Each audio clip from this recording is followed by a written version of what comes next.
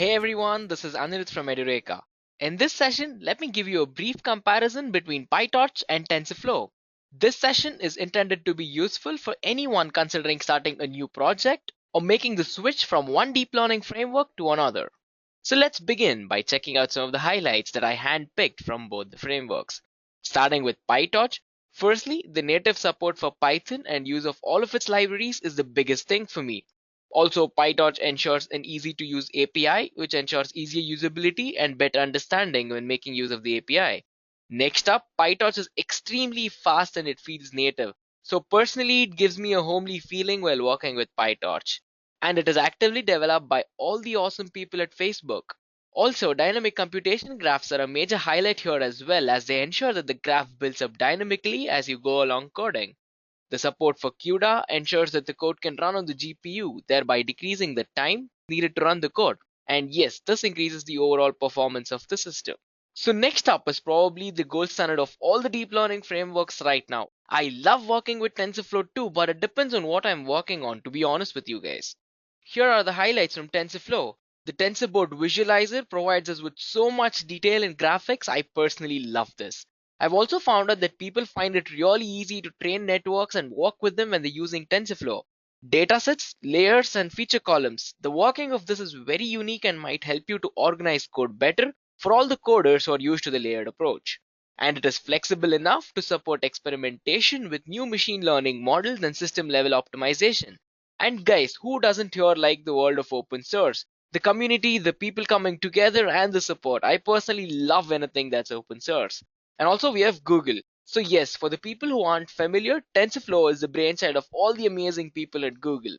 And guys, I really suggest you check out my PyTorch tutorial to get up to speed with the framework. However, it is not a prerequisite for this session. I will leave a link in the description box below for both PyTorch and TensorFlow tutorials. I'd check them out if I were you. Well, now let the battle begin. I have 8 comparison factors for you guys today. Starting out with ramp up time, we have graph creation, we have coverage, next up is serialization, we have deployment, we'll be checking out documentation, device management, and lastly, custom extensions. So ramp up time. So PyTorch is basically exploited NumPy with the ability to make use of the graphics card. Since something as simple as NumPy is the prerequisite, this makes PyTorch very easy to learn and grasp in my opinion. Well, with TensorFlow, the major thing as we all know it is that the graph is compiled first and then we actually have the graph. So where is the dynamism here? Also, TensorFlow has the dependency where the compiled code is run using the TensorFlow execution engine. Well, for me, the lesser the dependencies, the better overall. Well, back to PyTorch, yes, the code is well known to execute at lightning fast speeds and it turns out to be very efficient overall. And here, hence, you'll not require any extra concepts to learn as well. With TensorFlow, we need concepts such as variable scoping, placeholders, and session. This also leads to more boilerplate code, which I'm sure none of the programmers here like. So in my opinion, I definitely think PyTorch wins this one. And moving on, next up is something major, graph construction and debugging. So beginning with PyTorch, the biggest ever thing as I've kept mentioning here is the dynamic nature of the entire process of creating a graph. So basically the graphs can be built up by interpreting the line of the code that corresponds to that particular aspect of the graph. And guys, this is entirely built on runtime and I like it a lot for this. Well, with TensorFlow, the construction is static and the graph needs to go through compilation and then running on the execution engine that I previously mentioned. And yes, PyTorch code makes our lives that much easier because PDB can be used. Again, PDB is the Python debugger and making use of the standard debugger, we will not require learning to make use of another debugger from scratch. But well, with TensorFlow, you need to put in a little extra effort, guys. There are two options to actually debug. The first thing you need to do is learn the actual TensorFlow debugger, or the other thing you could do is to request the variables you want to inspect from the session and then go ahead with the debugging. Well, in my opinion, PyTorch wins this one as well. So what are you guys thinking about this comparison? Head down to the comments section. I'll be waiting to hear from you guys there. So next up is coverage. Well, certain operations like, flipping a tensor along a dimension and checking a tensor for NaN operations and infinity, support for fast Fourier transforms are supported in TensorFlow natively, guys. We also have the contrib package that we can use for the creation of more models. And hence, this allows for support for the usage of higher level functionality and gives you a wide spectrum of options to work with. Well, with PyTorch, as of now, it has less features implemented, but I'm sure that the gap will be bridged real soon due to all the attention PyTorch is attracting. However, it is not as particular as TensorFlow among freelancers and learners.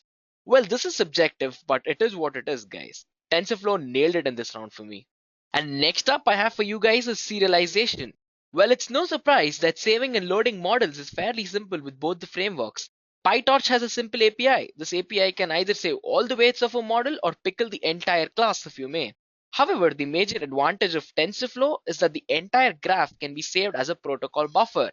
And yes, to answer your next question, this includes the parameters and the operations as well.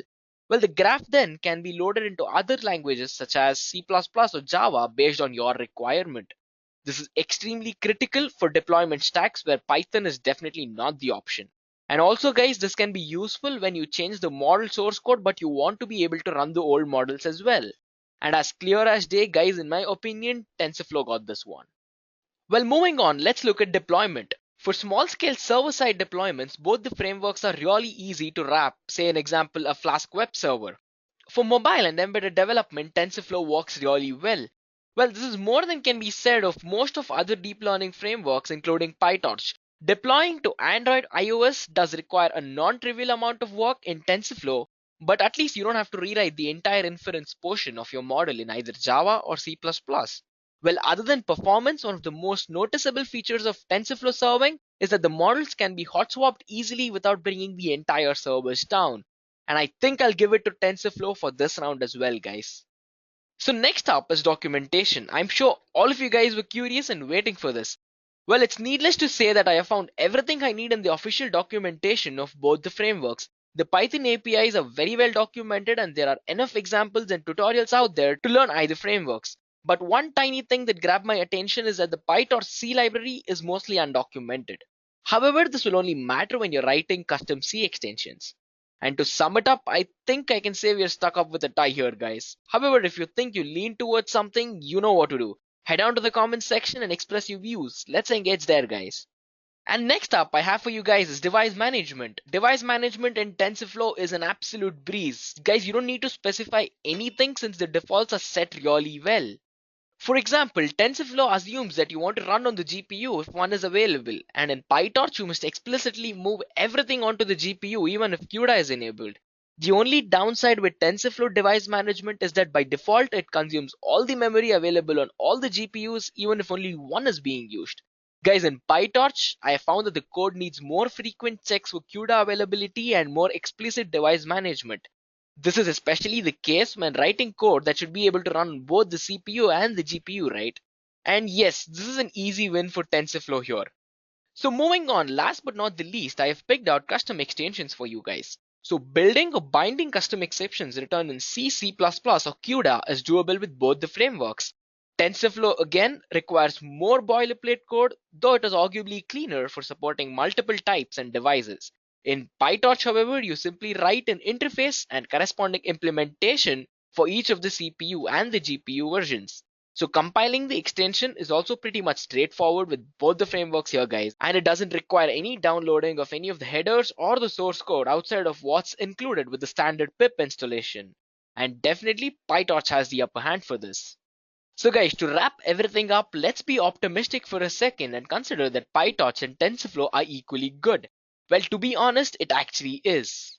So PyTorch is better used for rapid prototyping and research applications, and it provides a really good start for hobbyists and small scale projects.